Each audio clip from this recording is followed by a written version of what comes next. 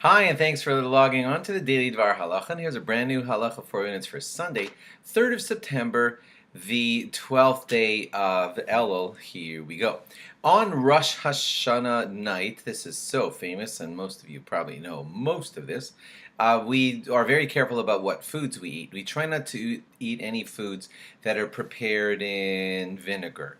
Or like things like horseradish or anything that would be a sign of sour or bitter or things like that. We don't want to eat anything that gives that kind of symbolism on Rosh Hashanah night. You can enjoy most of your regular foods like meat, potatoes, or chicken, or whatever you like, but we don't want to send off any symbols of sour, vinegar, bitter, or anything like that.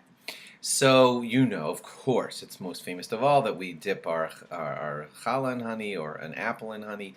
And the idea is that we are, again, giving off a symbol that we want the new year to be sweet. We will eat fish or the head of a fish to give the symbol that we shall be multiple and fruitful, just like fish are. And those are the signs that we like to give off on Rosh Hashanah night. Is that superstition? No, it's not superstition. We don't believe in superstition in this religion. Some of you may know that there are Gemaras that say don't walk under a shaky ladder, but it's not because of superstition. It's because a shaky ladder might fall down on you.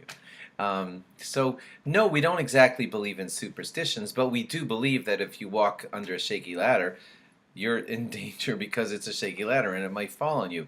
In a similar vein, we believe that if you start off your year with signs of bad and everything, then you're just like getting the ball rolling in a bad direction, and that's why we like to send off good symbols at the beginning of the year to get our year going off in a good way. That's not the same thing as superstition.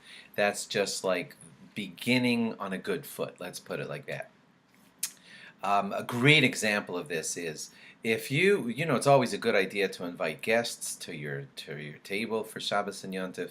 But there's a certain guest that you know that whenever he's there, you end up arguing with him like viciously, or he ends up telling you like lots of lashon hara, and those kinds of things happen when that guest is there. So yeah, that's something that you should think about on Rosh Hashanah night, and just work out some way that doesn't happen. You don't want to start off your year with a big quarrel or a big pile of lashon hara. If you even should talk to a rabbi about how to work inviting that guest. If every time you're talking to him, lashon hara happens, that's something that you don't want at any point in the year. That's a different discussion.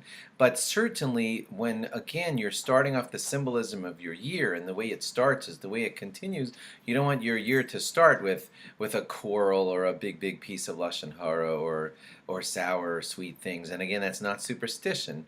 It's just the way you start your year is the way your year tends to go. So please plan accordingly so that you have a fantastic beginning to your year and hopefully a fantastic Shana Tova in general. Thanks for logging on, and log on again tomorrow for more. Bye-bye.